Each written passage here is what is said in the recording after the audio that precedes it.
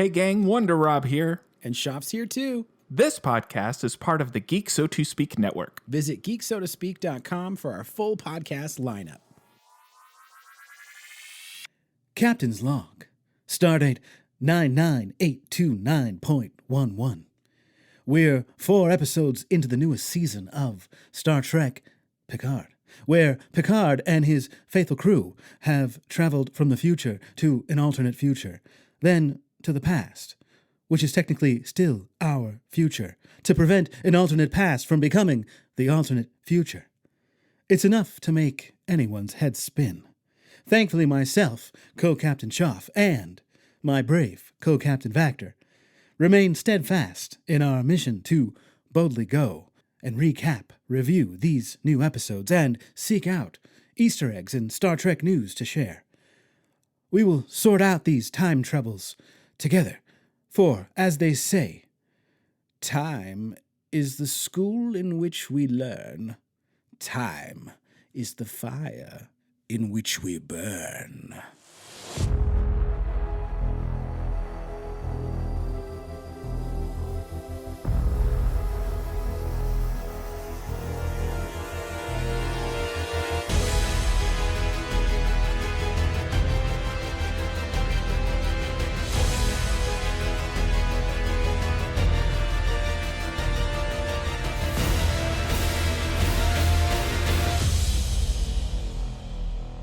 Welcome back to TREKnological. I am Co-Captain Schaff of the USS TREKnological, a Star Trek shakedown. We are the podcast that brings you basically all the latest and greatest of Star Trek news, as well as a deep dive into episodes on a daily basis, or on a weekly basis, I should say. We're watching this stuff on a daily basis, and we can't get enough of it. But definitely, as I said, I'm a co-captain, which means that there is another person who is also commanding this starship. Please give it up for my co-captain, the very brave, the honorable, the outstanding Co-Captain Vactor. How are you, sir? Excellent. It is only logical that I'm here with my boy Schaff, and we're going to be talking all about Star Trek. That's right. That's right. Star Trek Picard is season 2 is well underway. We're going to be talking about episode 4 today, which is called Watcher. Man, this season just continues to heat up, and we've got a lot to talk about today. Real quick, just for anybody who doesn't know anything about TREKnological, maybe it's your first time joining us, a few things we want to just get out there in the open is that we are a couple of hardworking dads who just love Star Trek so much that we have kind of carved out some time in our busy schedules because we both have young toddlers and full-time jobs, and we're married, and we... not to each other, but we're married. And you know, it's hard sometimes to fit in all of your like geeky exploits, all the things that you really love. Star Trek being an absolute one of them. And so with Paramount Plus being like the home of Star Trek, there's so much to enjoy. And so we've definitely have, this podcast has only served to increase our Star Trek love, because it gives us an opportunity and a forum to talk about it on a regular basis. So that's a delight. Yeah, absolutely a delight. And I love talking about it with you, Vactor, because you know you're a wealth of knowledge in the Star Trek universe as well. Yeah, this is one of my favorite things to do as far as podcasting and just life in general. Talking to Schaff about Star Trek. It is so much fun, so I just can't wait to dive right in. Thank you. Now, as I said, we're weekly. It's a short form podcast, so you know we try to get everything out to you within a solid like 30-35 minutes is kind of like our sweet spot, if you will. We are also part of a podcast network. We're technically a spin-off of our parent podcast, the grand zaddy of them all, Geek So To Speak, which is your source for all things geek. So Geek So To Speak is into its 190-something episode this week. But somewhere along the way, we were like, we need to cover Star Trek in a more comprehensive manner. And so that's where TREKnological was born. We also have a Star Wars podcast called The Holdo Maneuver, which Vactor is also one of the co-hosts on, along with us, our very own Cinemark. Then we have a video game podcast called The Sandbox Gamers, and that's featuring my co-host from Geek, so to speak, Wonder Rob, as well as Vactor, as well as Jeff W., who is always angry. He's angrier than Bones when he's out on some away mission and he doesn't have the tools he needs to save somebody's life. I'm a doctor, not a bricklayer.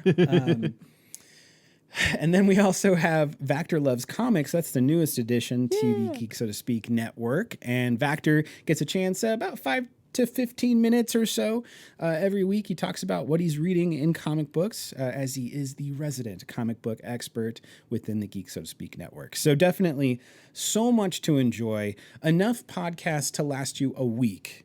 So you just every week, your podcast... you'll have a plethora of podcasts, if you will. Your geek week is set. That's right. Have you seen Three Amigos? Yes. That's where I said plethora. That's where I got that one from. You are saying this word plethora, and I don't think you know what it means. Anyways, folks, if it's your first time with us and you haven't already subscribed, please do so. We really, really appreciate that. We also would love if you would tell your friends, tell your family about our podcast. If you're a Trekkie, there's a good chance that someone else in your family is a Trekkie, because that's usually how you end up a Trekkie, is somebody shares it with you, and now you get a chance to share it with somebody else. So that's definitely what we're about. Always, we would love if you would rate us, if you would review us. There's lots of platforms that do it. Apple Podcasts, Spotify. Within Anchor, which is our platform, you can actually, in our episode show notes at the bottom, you'll have an option where you can even choose to send us a voice message, and we'll be able to play that on the podcast. It's also a great way to support us if you would like to do that on a monthly basis too. So there's lots of ways to stay in touch with us, including our social media, which for the most part, you'll find us at TREKnopod. Is that right, Vactor? TREKnopod? Yes. Mm-hmm. Okay, cool. Well then, Co-Captain Vactor, let's scan the planet's surface for any sign of Trek news. One news article found, sir. Shall I display it on the main view screen? Make it so.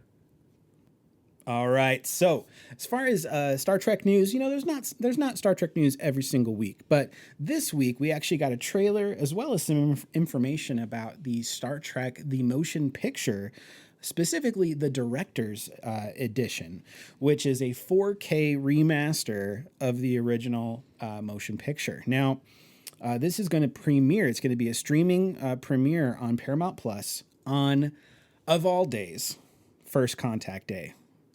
First Contact Day. That means we have to wait till April 5th, 2063. No, I'm just kidding. No, but it is April 5th. And Vactor, I know you know this about me. I know you know my birthday, but our listeners don't know. And I have to tell you, when First Contact came out, and that was when they announced that this is when Vulcans visited humans for the first time, we got to figure out what day it was. During that scene, I'm in the theaters, and they're like, they're saying that it's April 4th, and they're like, it's the day before First Contact. And I'm like doing the math real quickly. Wait, so that means First Contact happens on April 5th? Are you saying First Contact happens on my birthday? The most important day in the history of Star Trek is on my birthday. I'm like, this is amazing. The fact that that's a real thing, that to me just solidifies my Star Trek love, because I share a birthday with First Contact Day. That's so fantastic. That is a wonderful Star Trek coincidence, as it were, but I think it was written in the stars, Shoff, that you were born on First Contact Day. That's right. I love it. Now, have you seen Star Trek the Motion Picture? So I have, but I have not completed it because I fell asleep. When I tried to watch it, it was so slow and so boring. I did not finish that movie. So you're not alone. It is a difficult movie to get through, and that's hard for me to say because I love Trek, but that movie definitely helps solidify the ongoing fan theory that the odd movies are not the good movies, right? It's what's crazy though is you go then to the next movie, the direct sequel, Wrath of Khan, and that's epic. Like it's one of the best, if not the best, Star Trek movies. So it's so interesting. You go from one of the absolute worst to one of the absolute best in like a sequence like that. And usually it's not the sequel that's better. Like the first movie is the better of the two.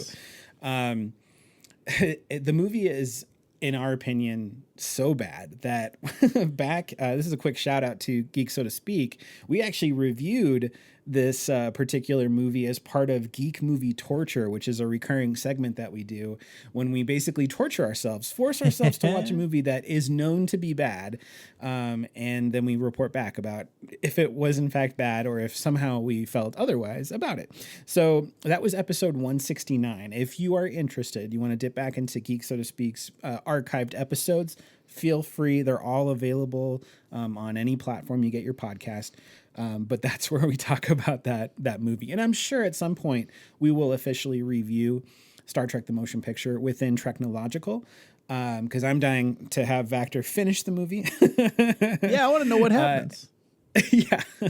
And we'll get a chance to go through all the movies too. So, but right now, Star Trek is so full of content on TV with Paramount Plus, with Discovery and Picard, and then also Strange New Worlds and everything else in the animated realm of Star Trek. I mean, there's so much. So what we'll do, if anybody's interested in knowing more about Star Trek The Motion Picture, especially the associated trailer that came out in response to this upcoming 4K release, we're going to put the trailer and the article in our show description and in our episode notes. So you have a chance to go ahead and click on it and you can watch the trailer for yourself. Make it real easy.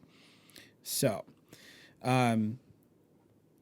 do you also, Vactor, do you believe that the odd movies are the worst movies?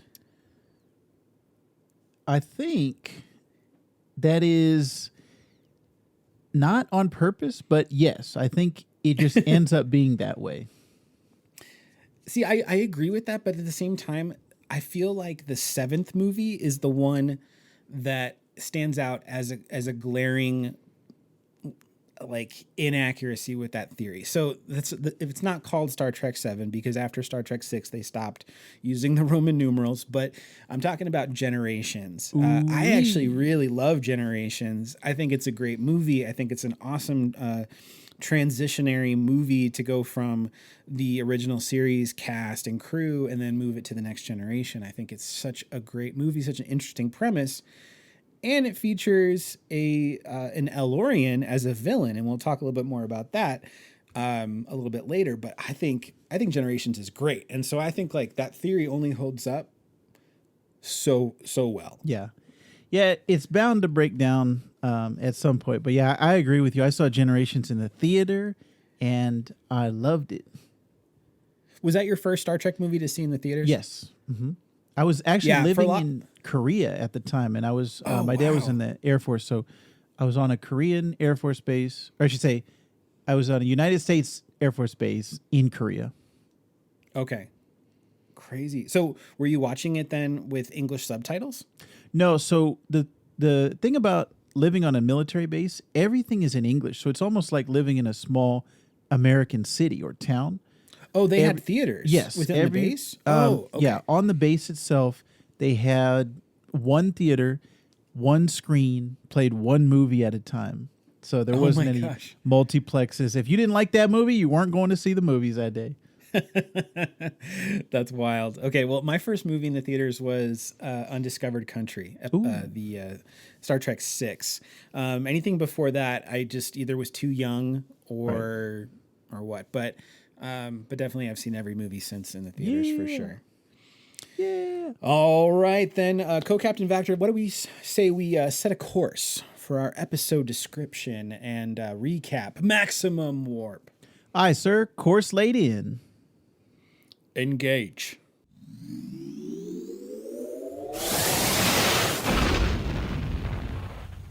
All right, so today on TREKnological, we will be discussing the fourth episode of Star Trek Picard. We're talking about the episode entitled Watcher, which is the main focus of this one. The official synopsis for this episode is as follows.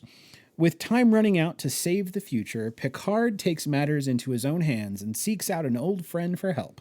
Meanwhile, Rios ends up on the wrong side of the law, and Jurati makes a deal with the Borg Queen. So we've had 4 episodes, Vactor. I guess first and foremost, and before we get into any spoilers about the episode, where does this one fit into like your ranking system of episodes? Like we've had 4, we've had some really knockout episodes. Where do you think this one falls? This one, I want to say, is right in the middle for me. It wasn't my least favorite. It wasn't my favorite, but right in between, slides right in there and continues moving the ship forward on its course. Yeah, I'd have to agree. Knowing that this is it's not really a 2-parter, but it has been directed, both the 3rd and 4th episode, by Leah Thompson of Back to the Future fame and Howard the Duck, if you will. Quick shout out to her and Howard the Duck. The scenes of her in her undies. I mean, this is a clean podcast, so I'm not going to go into details, but daddy like that very much. But yeah, so she directed the 3rd and 4th episodes, and you can definitely tell there's a nice carryover. It feels like a very fluid 3 to 4. But of the 2, I would say 3 is the superior episode of the block. Yeah, I would agree with that. Yeah. Now this episode, of course, going forward, we're going to get into spoilers. So I'll throw up a quick red alert. And from here on out, just know that we don't mean to spoil you. But if you haven't had a chance to listen to this, to watch this episode, go ahead and press pause. Maybe check out one of the other podcasts within our Geek, So to Speak network, and then come back after you've had a chance to watch the 4th episode of Star Trek Picard. Now, as I'm pulling up my recap notes from the episode, some standout things for me, Vactor, kind of throw into play of the dynamic between Seven and Raffi. So Seven and Raffi have been paired up together. They're trying to find Rios. Eventually they realize that he was picked up by ICE, and now he's like suffering in detainment and being treated like absolute garbage. And they're on the hunt, and they've gone to the police. The police don't have any information about him, so they have to go. And they end up actually stealing a cop car of all things, and then there's a whole car chase. And to me, it was kind of funny because, and I knew there was going to be a car chase because obviously in the trailers for this season we saw it. So and this is where trailers kind of bug me, is I tend to overanalyze trailers. Yeah. And then when when the season happens, or let's say it's a movie, I know the characters aren't in any danger because I know this scene from the trailer, and I know what would happen next based on the setting of the scene from the trailer. Like, so that kind of stuff, it's anticlimactic in that regard. Right. I know trailers have to happen because we got to be teased, but I just think sometimes you got to be more careful with trailers. Yeah, it's a fine line balance between exciting people, titillating people, and not giving away so much that when you see it, you feel like you still want more. There's still something left in the tank. Because that's actually, I don't know if we've ever talked about this, Shuff, but for a long time, I didn't watch any movie trailers because I found if it was a comedy, all the best jokes were in the trailer. If it was an action movie, all the best scenes were in the movie. Like the action sequences were in the trailer. So I stopped for a long time, and it was actually Spider-Man 1 with Tobey Maguire that stopped me, where I said, all right, I want to go in completely fresh. No spoilers at all. I don't want to see him swinging. That was the level that I went to. I don't want to even see what he looks like swinging. And when I saw the movie, it was for me, a revolutionary thing. It was like, I was like, this is amazing. I can watch something and never have seen it before. So for a long time, I was doing that. Recently, with a lot of our podcasts that we've been doing, covering a lot of trailers, and actually the pandemic was really what started that, where it was like kind of hungry for content. And I wanted to be part of the water cooler discussion of, hey, there's a new trailer. Did you see the trailer? Sure. So I've kind of relaxed that a little bit. But I still have the same philosophy where if I can go in unspoiled, I want to know as little as possible. Like if you just tell me, okay, Patrick Stewart's going to be in this movie. All right, I'm going to see it. I don't need to know anything else. I love Patrick Stewart. I want to see what he's going to do. So I'm going to see that, whether it's a movie or TV show. So with Picard, even when it comes to like with the Ready Room that Paramount Plus puts out that I really like with Will Wheaton, when they showed the clips from the next episode, I always fast forward that part because I say, oh, I know I'm going to be watching it. I don't need to be enticed to come back for Picard. I know I'm going to be watching it. So that's true. Yeah, that's something that I try to skip as far as this shows in particular.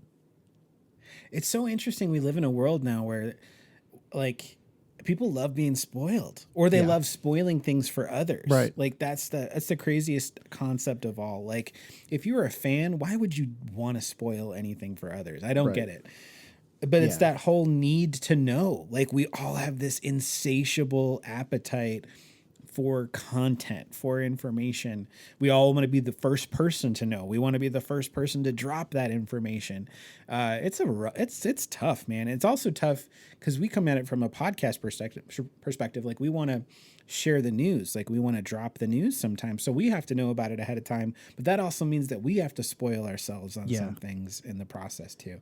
And that sucks. But getting back to the episode, so we've got Seven and Raffi. They're doing their thing, trying to find Rios. Rios is stuck in detainment, getting treated like crap. And then you've got Picard and Jurati. They're on La Serena, but then quickly they have to relocate to Chateau Picard, which is just a few quick jaunts away, a couple skips and a jump. And basically find out this place is abandoned, which is really interesting. I guess it's been abandoned for about 100 years or so. And we actually get kind of a cool explanation. So, Vactor, I don't know if you know this, but in the community of Star Trek, there's been an ongoing controversy about Picard, specifically about the fact that he is known to be a Frenchman who has no French accent whatsoever. Right. They don't even attempt to have him try a French accent. It's not there. And this episode does a great job of putting all of that to rest. So after all these years, after the Next Generation has been off the air for so long, we finally have this matter resolved because Picard says that basically his chateau was like base of operations for the Nazis when they were occupying France. And so what they did then was they only escaped through these underground tunnels and they found their way to England, and that's where they lived until they came back to the chateau and things like that. So so that's why he was raised in England. Yeah. That's why he has an English accent. So makes sense. Makes sense. Did a good job. We find out that Jurati is suffering from, not suffering, I shouldn't say, but she's got lingering issues after having been partially assimilated by the Borg Queen. She's got like subconscious notions that constantly reference the number 15. 15, 15, 15. And we find out that might mean, I think the episode wanted us to just accept that as truth, that what the future will change on April 15th. Ooh. Which I thought was interesting because it's another situation where they've gone through time travel and now they're in the past also in April. It's like, also Star Trek loves April and they love California. And for the listeners, my birthday is in April 13. Yes. Imagine if that was the day, Shoff, if April 13 was the number was 13 that was planted in her head. Oh my gosh. We would both have such a connection. That'd be fantastic. Yeah. I will say this though, within the realm of Picard, the episode is taking place on maybe the episode takes place on the 13th, right? Ooh. So like they only had like 2 or 3 days before whatever was going to happen with the timeline that was going to cause it to become that alternate timeline where everything goes bad. Everything turns into the Confederation in the future and all that stuff. Yeah. So yeah, but Star Trek loves April, and we love Star Trek back. There's a lot of cool cameos and Easter eggs within this episode. I think the most notable, and Vector and I were talking about this earlier, Kirk Thatcher in the Star Trek IV The Voyage Home plays a punk rocker dude who's in the bus with Kirk and Spock, and he's playing this really loud music, and the music is like, I hate you and I berate you. And he's like just cranking up the volume. And eventually, after Kirk is like, will you turn that darn music off? Like, he's not listening. Spock has to give him the freaking neck pinch for him to like collapse on the bus, and everyone's super happy for him. This same guy gets a cameo appearance in this episode as a much older punk rock dude, still with a full-on mohawk and everything, colored hair, and he's playing a version of the song, but like a redone version that's I still hate you. And it was so funny. The moment it happened, I was like, oh my God. I was like, that they're doing the thing. And then I was like, I think that's the same guy. He's just much older and much heavier, but it's the same guy. He's apparently a Star Trek producer, I think. Oh, but wow. He actually wrote and performed the song that he's playing on the stereo. What? Yeah. So Wow. little trivia related to that. Yeah. But when I and saw that, I was like, that's so fantastic. it's funny because I was rewatching the scene just now. He actually even clutches his throat like he's rubbing it, like he's reliving the like trauma. But yeah. I Oh, didn't yeah. even, it went right over my head. I was like, why did they take so long to show this guy that is not related to anything else in the show? And now I know after doing some more research. So that was funny to have that shout out to the original and having the same guy, like you said, the exact same actor. That was great. So cool. So cool. Picard ends up transporting to LA, specifically right in front of course, the 10 Forward bar again.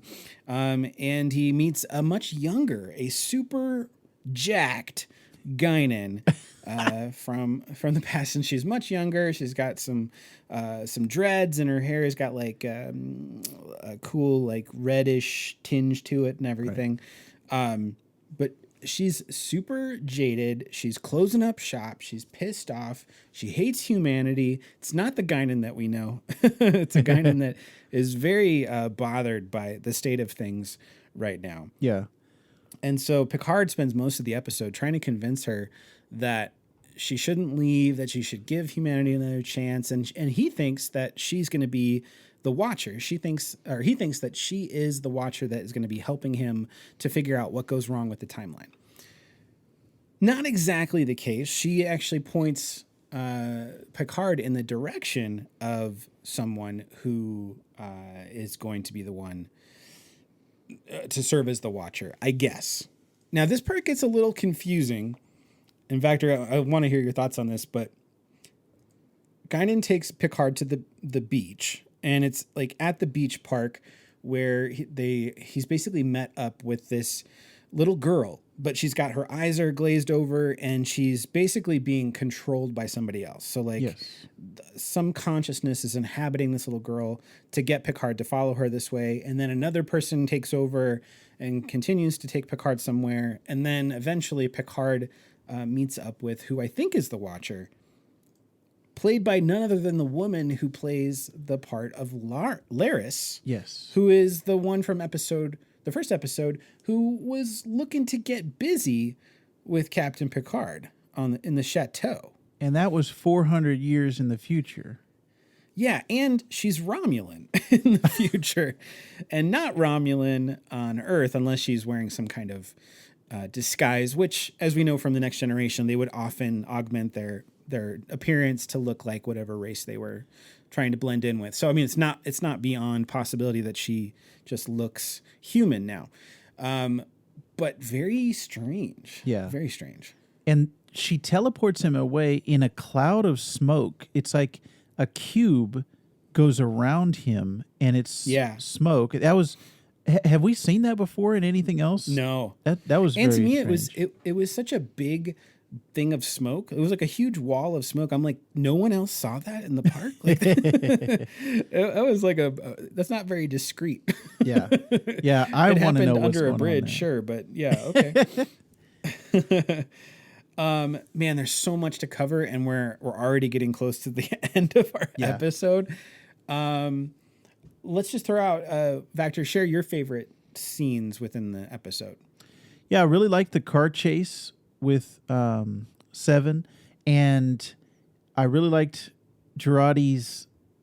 She has kind of like one-liners this season that have been funny, and at the beginning of the episode when they're kind of catching up and, hey, where are you at? What's the mission status? What's going on?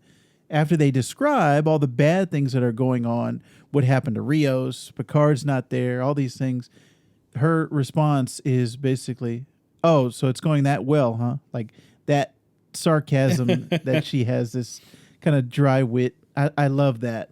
All the stuff with the younger Guinan, I liked, and seeing a different version of her, a different take on her, whereas the one that we've always seen has been calm, collected, seems wise beyond her years. This one, she's angry, doesn't know what's going on, doesn't know Picard, doesn't know why he's there, and seems like she's behind, doesn't know everything, whereas the older version always seemed like she was ahead of everyone. She knew things that we didn't know.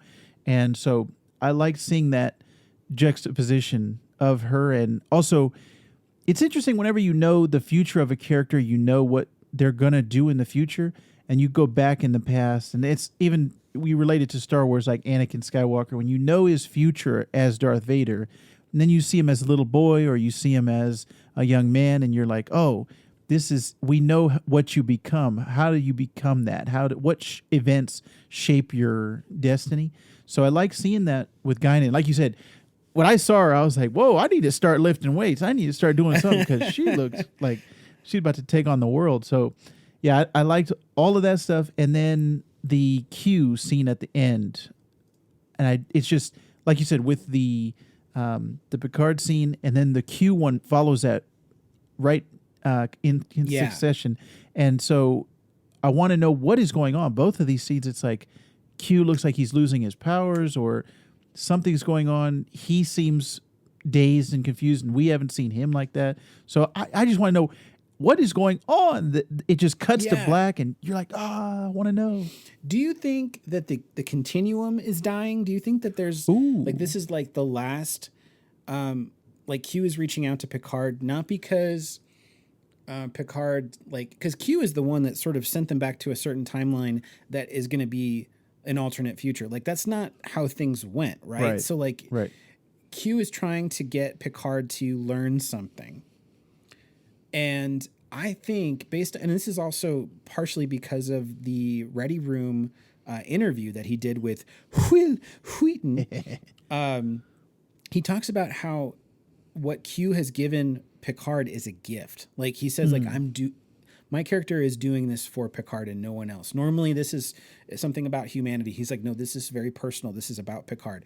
And to me, based on like him sort of his powers not working and stuff now, like I'm thinking like this is like the end of the Q, and he's reaching out to what is his only concept of a friend in the universe, and basically giving Picard one last like gift, which is also an adventure, because I think what he wants Picard to realize is the importance of connection, and maybe like having him like seek out relationships and find love and things like that. Like, I feel like there's something more heartfelt going on, but because Q is normally duping everybody and manipulating people, we're not taking him as being anything more than a villain or something, you know, like, he's an antagonist. That's what he's always been. But I think that is going to be different going forward.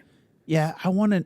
I don't have any specific theories on that, but I do want to, what you're saying is very intriguing to me.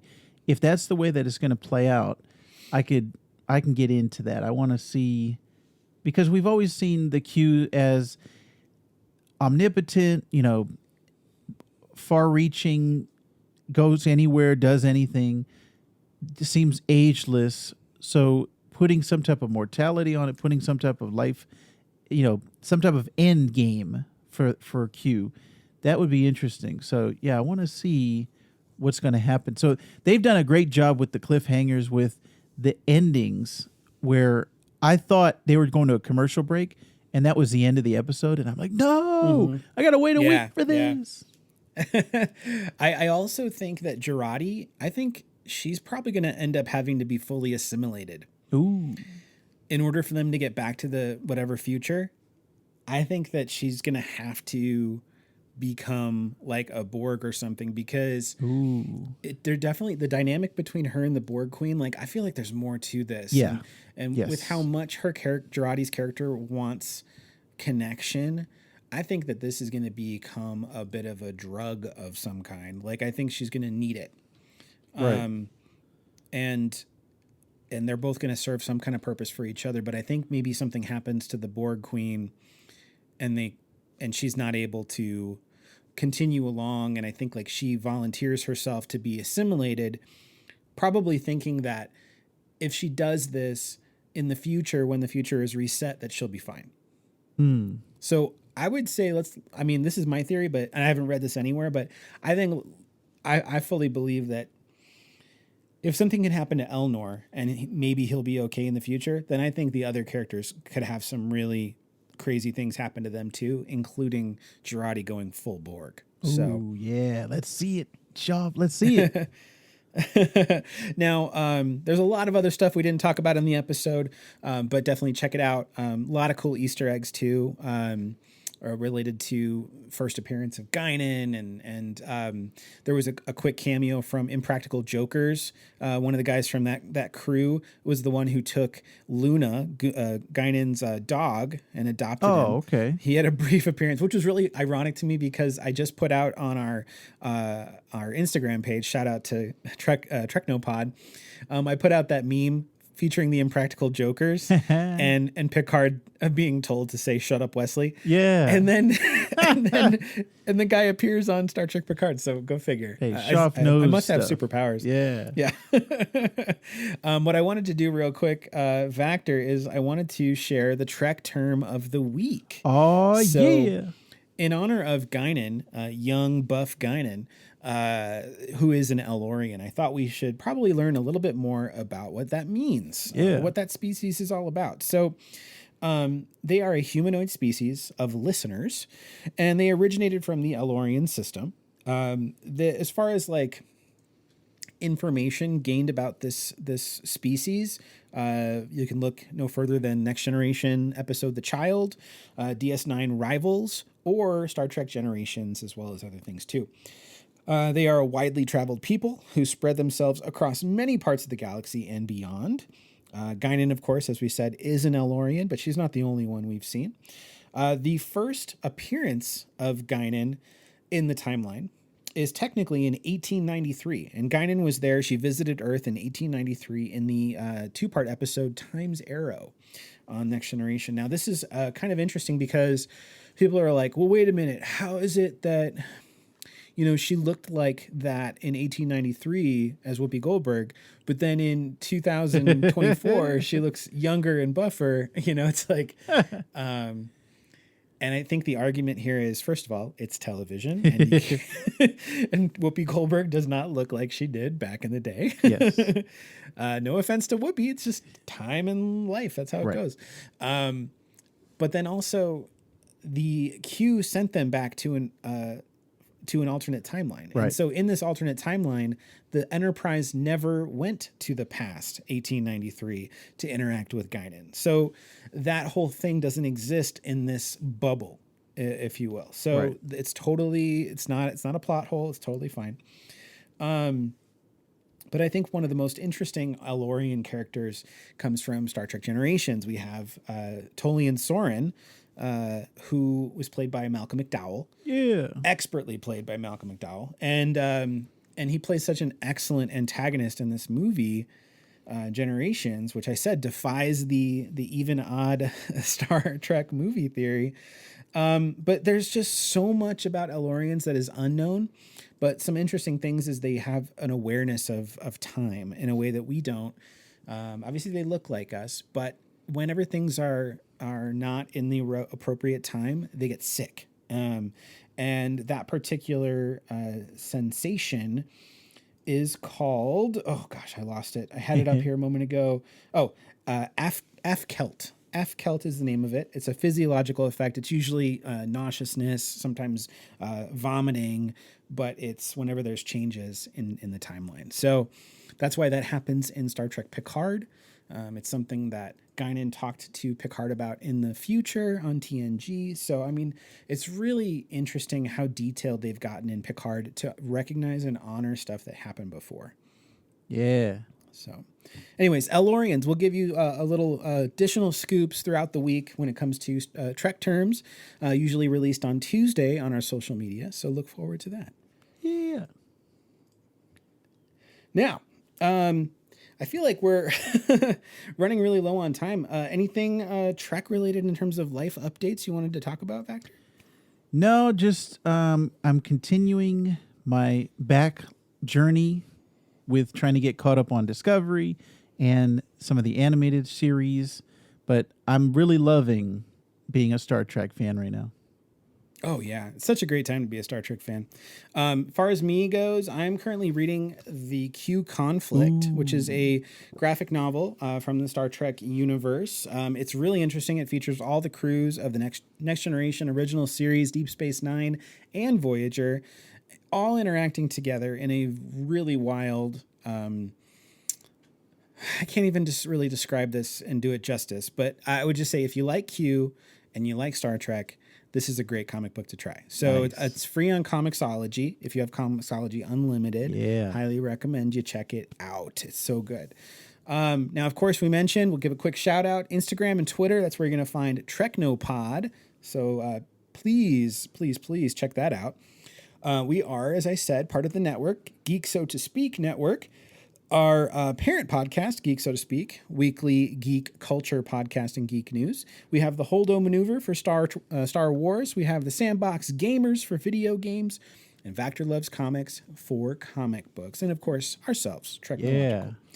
Yeah. You can go to geeksotospeak.com /network if you want to see all of our shows, but just geeksotospeak.com if you want to check out anything related to Geek So to Speak and maybe even see our bios, get to know us a little bit better.